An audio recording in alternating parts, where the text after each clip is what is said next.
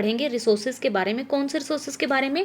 Land, soil, water, natural vegetation and wild life resources. तो हमने जो पिछला चैप्टर था उसमें ये पढ़ा था कि रिसोर्सेज होते क्या हैं, रिसोर्सेज के कौन कौन सी टाइप्स हैं, ये सब हमने पहले चैप्टर में देखा था। तो यहाँ पे इस चैप्टर में दो लोगों के बारे में बात की जा रही है, एक माम्बा के बारे में और एक पीटर के बारे में। जो माम्बा हैं वो साउथ अफ्रीका में तंजानिया के एक छोटे से गांव में रहते हैं, ठीक है, और जो पीटर हैं वो न्यूजीलैंड में रहते हैं। तो इन लोगों के दोनों के एरिया जो हैं, जो जगह है रहने की, उनके बीच में डिफरेंस दर्शाया गया है कि किस तरीके से एक जगह की लाइफ काफ़ी इजी है और दूसरी जगह की काफ़ी मुश्किल है। तो जो माम्बा है उनकी लाइफ थोड़ी सी मुश्किल क्यों है? क्योंकि वहाँ का जो लैंड है वो काफ़ी रोकी है, तो वहाँ पे जो सब्जियाँ हैं, दालें हैं, कुछ फसलें वगैरह उगाई नहीं जाती, मुश्किल से वहाँ पर जो रोकी लैंड है उसमें खाने पीने के लिए ही सिर्फ जो मेज उगाया जा सकता है या फिर बीन उगाई जाती है, जो उगाने के लिए भी उनके फादर को काफ़ी ज़्यादा मेहनत करनी पड़ती है। फिर बात आती है, वो कहते हैं कि उनको पानी लेने के लिए भी काफ़ी दूर जाना पड़ता है, ठीक है। Mamba gets up very early in the morning to fetch the water, she has to walk a long way and returns after a few hours. उसके बाद वो अपनी मदर की हेल्प करती है, अपने ब्रदर की भी हेल्प करती है, जो बकरियां हैं उनकी देखभाल करने के लिए, ठीक है। तो वहाँ की जो लैंड है काफ़ी रोकी है, वहाँ के लिए जो पानी है वो भी काफ़ी दूर है, और जो फसल उगाई जाती है वो है मक्का वहाँ पर, और बीन्स जो कि काफ़ी नहीं होती पूरे साल के लिए, वो भी मुश्किल से ही उगाई जाती है। अब बात आती है पीटर की। पीटर रहते हैं न्यूजीलैंड में, ठीक है। पीटर कहाँ रहते हैं? न्यूजीलैंड में रहते हैं, और ये लोग भेड़ पालते हैं, शिप रियरिंग होती है इस रीजन में, ठीक है ना। तो ये रोज़ अपने स्कूल से वापस आते हैं पीटर, उसके बाद अपने अंकल के साथ जो शिप वगैरह है उनकी देखभाल करते हैं, लेकिन उनका जो शिप यार्ड है वो एक वाइड ग्रेसी प्लेन में, यानी कि काफ़ी बड़ा घास का मैदान है उसमें, उसके आसपास है, जिसकी वजह से भेड़ों को जो खाना होता है वो इजीली मिल जाता है, और जो पूरा इनका जो शिप रियरिंग है वो पूरा का पूरा साइंटिफिक वे में मैनेज किया हुआ है, ठीक है, और यूजिंग द लेटेस्ट टेक्नोलॉजी एक लेटेस्ट प्रौद्योगिकी के द्वारा मैनेज किया हुआ है। तो पीटर की जो फैमिली है वो वेजिटेबल भी ग्रो करती है, किसके थ्रू? ऑर्गेनिक फार्मिंग के थ्रू, ठीक है।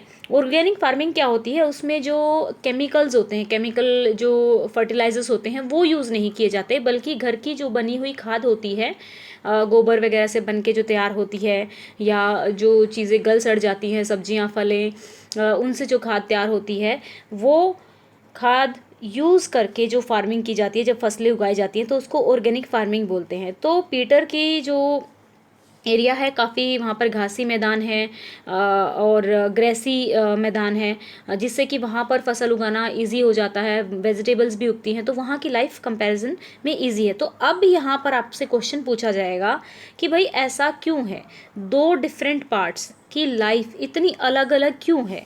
Mamba and Peter stay in two different parts of the world and lead very different lives. तो यहाँ पे आपको आंसर देना है कि ये जो डिफरेंस है, दिस डिफरेंस किसकी वजह से? Because of difference in quality of land. किसकी वजह से है? कि एक तो जो भूमि की क्वालिटी है, क्योंकि वहाँ पर कैसी थी, माम्बा के जगह पर कैसी थी? रोक वाली थी, ठीक है, और जो पीटर है उनके वहाँ पर घासी मैदान थे। मिट्टी कैसी है वहाँ की, सोयल कैसी है वहाँ की, नेचुरल वेजिटेशन कैसी है, एनिमल वहाँ पर जितने, देखिए अगर घास के मैदान कम होंगे, घास फूसी कम होगा, तो वहाँ पे एनिमल्स भी कम होंगे, क्योंकि उनके लिए खाना ही नहीं है, तो वहाँ पे एनिमल्स कहाँ से होंगे? तो इसीलिए ज़्यादा एनिमल्स का जो पालन पोषण भी ऐसे जगह पर ही हो सकता है जहाँ पर उनके खाने पीने के लिए पर्याप्त चीज़ें हों। अब आती है कि अब इन सबको मैनेज करने के लिए टेक्नोलॉजी हो। तो अब ये डिफरेंसेस आपको आंसर देना है कि ये डिफरेंसेस क्यों हैं?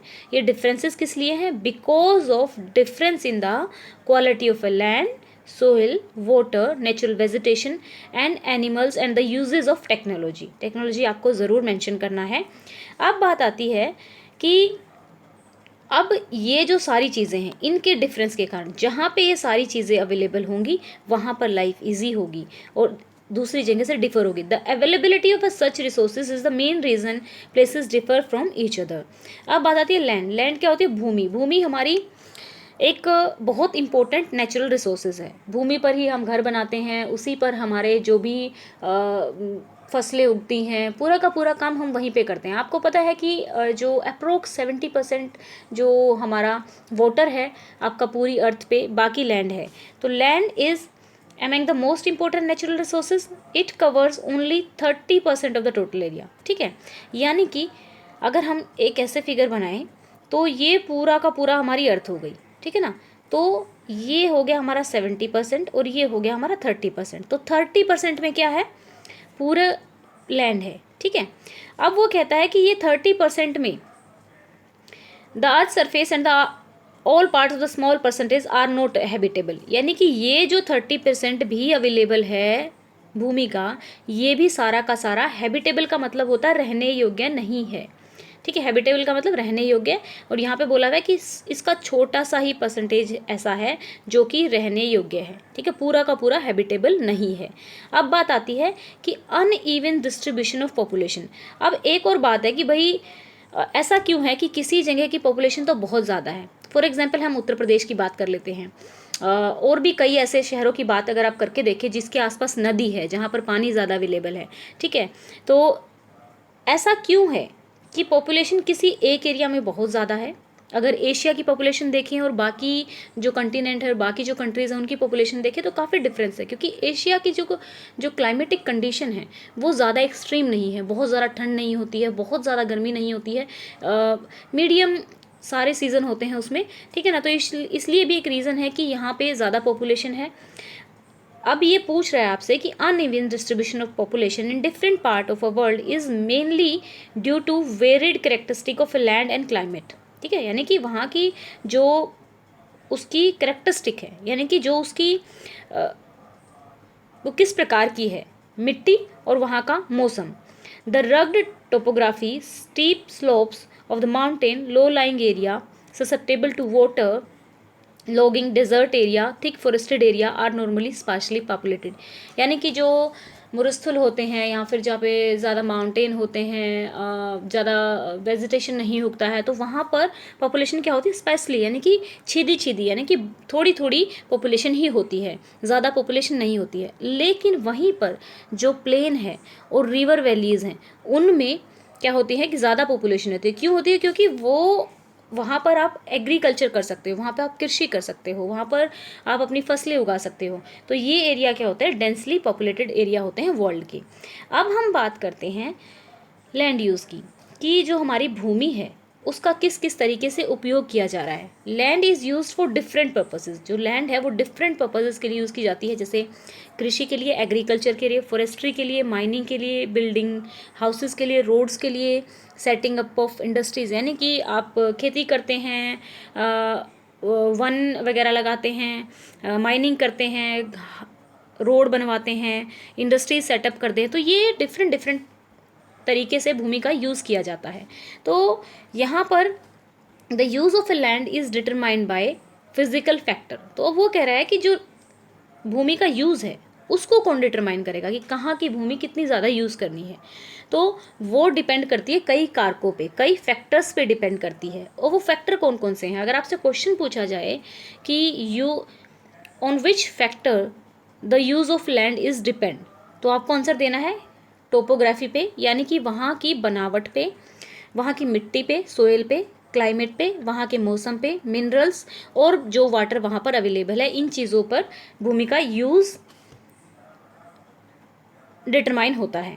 Human factors such as a population and technology are also important determinant of land use pattern. अब इसने बोला है कि वहाँ की ह्यूमन पॉपुलेशन, यानी कि कितनी स्किल्ड है वहाँ की पॉपुलेशन, या फिर वहाँ पर किस प्रकार की टेक्नोलॉजी अवेलेबल है, ये भी डिपेंड करवाता है कि किस तरीके से लैंड का वहाँ पर यूज़ किया जाएगा। तो यहाँ पर आपके एनसीईआरटी में दिया हुआ है कि भाई अलग अलग कंट्रीज़ यहाँ पे नाम दिए हुए हैं। यहाँ पे क्रोपलैंड दिया हुआ है कि जहाँ पे खेत उगाए जाते हैं, फसलें उगाई जाती हैं, और ये है आपका पास्चर, यानी कि जहाँ पर चराई के लिए घास वगैरह है, ये वन है अदर यूजेस। तो यहाँ पर ये बताया हुआ है कि किस कंट्री में किस किस चीज़ के लिए जो भूमि है वो यूज़ की जाती है।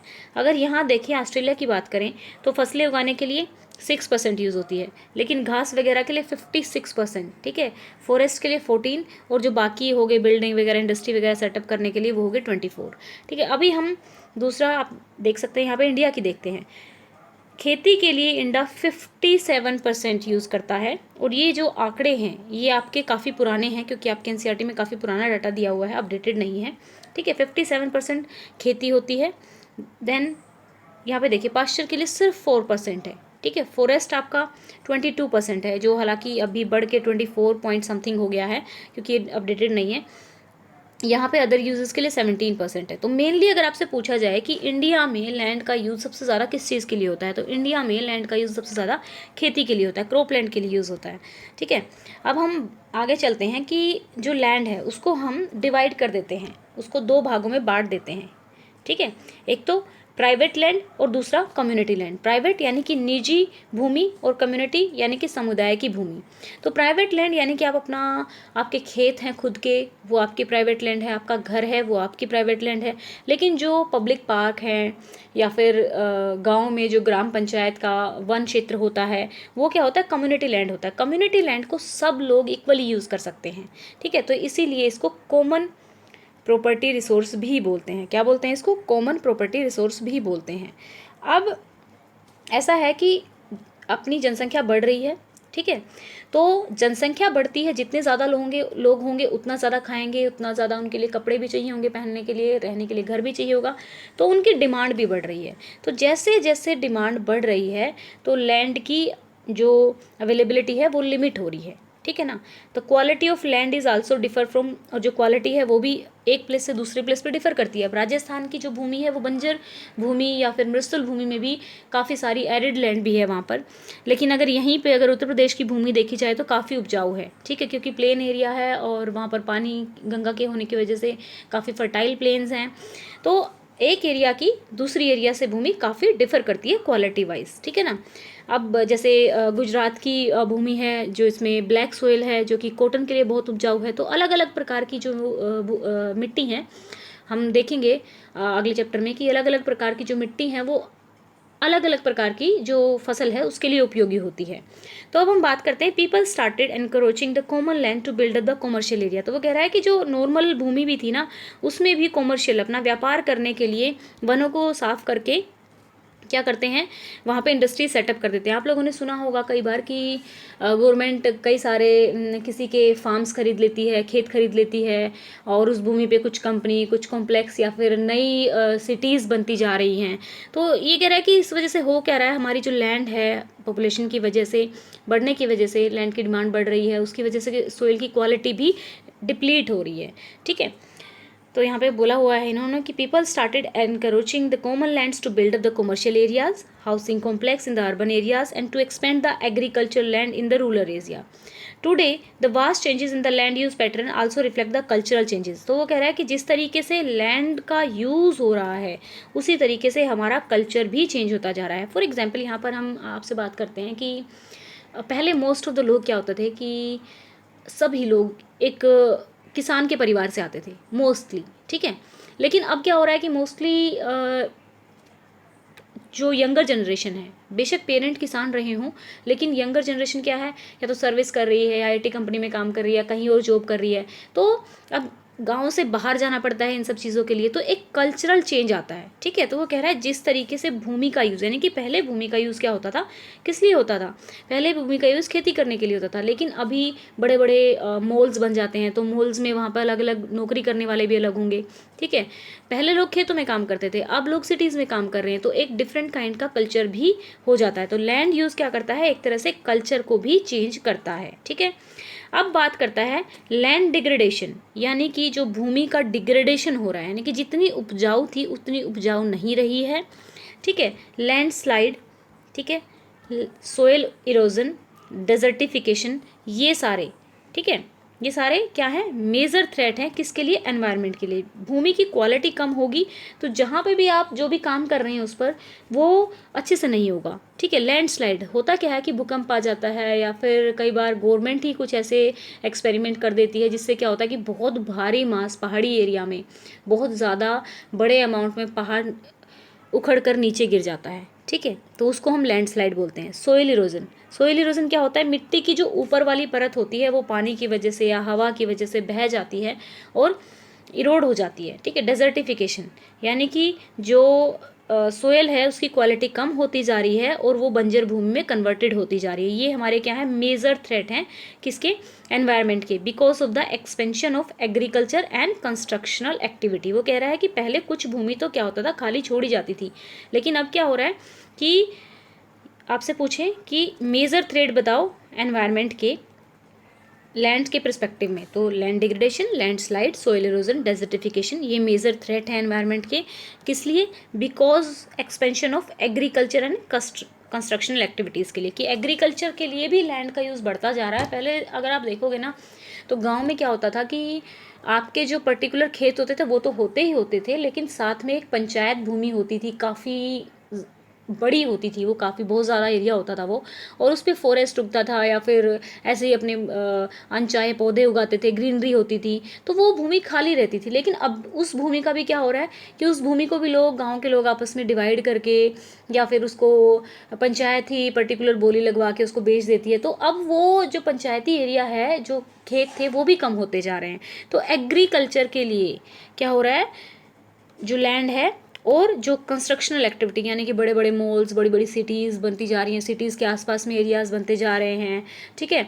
तो इस तरीके से क्या हो रहा है, लैंड का डिग्रेडेशन हो रहा है, और ये मेजर फैक्टर हैं कि भाई ये हमारे एनवायरनमेंट को थ्रेट है। अब बात आती है कंजर्वेशन ऑफ लैंड रिसोर्सेज। हमें अपने लैंड रिसोर्सेज को किस तरीके से कंजर्व करना चाहिए, यानी कि संरक्षण किस तरीके से करना चाहिए। अब वो कह रहे हैं कि ग्रोइंग पॉपुलेशन और उनकी जो डिमांड है, ठीक है, उसने काफ़ी ज़्यादा फॉरेस्ट कवर को और जो एरिएबल लैंड है उसको ख़त्म कर दिया है, ठीक है। क्योंकि फॉरेस्ट कवर था, अब पॉपुलेशन बढ़ी है, उनके लिए घर बनाने हैं या फिर कंपनी सेटअप करनी, तो डेफिनेटली फॉरेस्ट वाला जो एरिया है उसको काटना पड़ेगा, या फिर कृषि वाला एरिया है उसको गवर्नमेंट खरीद के कोई माल या फिर कंपनी बनवा देगी, ठीक है ना। तो इसलिए क्या हो रहा है कि पॉपुलेशन बढ़ रही है, डिमांड बढ़ रही है, तो ये क्या हो रहा है कि नेचुरल रिसोर्सेज क्या हो रहे हैं, घट रहे हैं। Therefore the present rate of degradation, present rate जो है डिग्रेडेशन का लैंड रिसोर्सेज का, वो हमें क्या करना चाहिए, कंट्रोल करना चाहिए, ठीक है। Afforestation, land reclamation, regulated use of chemical pesticides, fertilisers and check on over grazing. तो यहाँ पे देखिए उन्होंने कंजर्वेशन के लिए क्या क्या बोला। उन्होंने बोला कि एक तो जो जितने रेट से डिग्रेडेशन हो रहा है उसको कंट्रोल करना चाहिए। फिर बात करती है कि एफोरेस्ट्रेशन, हमें और ज़्यादा पौधे उगाने चाहिए।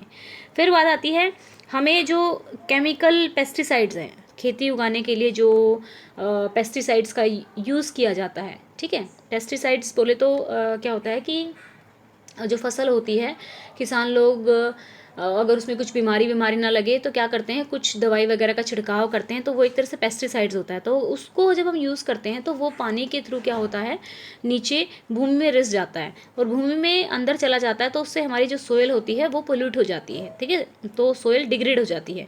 तो अब ये तो कह नहीं सकते कि भाई बिल्कुल ही उनका यूज़ ना करें, लेकिन कम से कम उनको रेगुलेट तो कर सकते हैं, कम से कम उनको एक पर्टिकुलर अमाउंट में, कि बिल्कुल ही भूमि का डिग्रेडेशन ना हो, उनको रेगुलेट किया जा सकता है केमिकल पेस्टिसाइड्स को। अब बात आती है चेक ऑन ओवरग्रेजिंग, यानी कि बहुत ज़्यादा चराई भी नहीं होनी चाहिए। ये हमारे कुछ मेथड हैं किसके लिए, कंजर्वेशन ऑफ लैंड के लिए। क्या क्या मेथड्स हैं, एक तो हमें क्या करना चाहिए, जो रेट है डिग्रेडेशन को उसको चेक्ड मतलब कंट्रोल करना चाहिए, हमें पौधे उगाने चाहिए। दूसरा हमें क्या करना चाहिए, रेगुलेटेड यूज़ ऑफ केमिकल, जो फर्टिलाइजर्स उनका रेगुलर, उनको भी पर्टिकुलर रेगुलेट कर देना चाहिए कि इतना ही यूज़ किया जा सके एक खेत में, और ओवर ग्रेजिंग को भी कम करना चाहिए।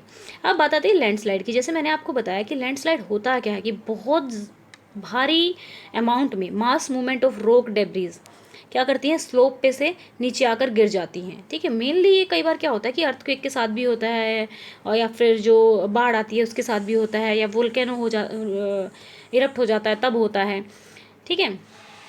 तो उसकी वजह से जो बहुत भारी भूमि का टुकड़ा, पत्थर का टुकड़ा नीचे आके गिर जाता है और जो काफ़ी ज़्यादा डिस्ट्रक्शन करता है, वो लैंडस्लाइड होता है।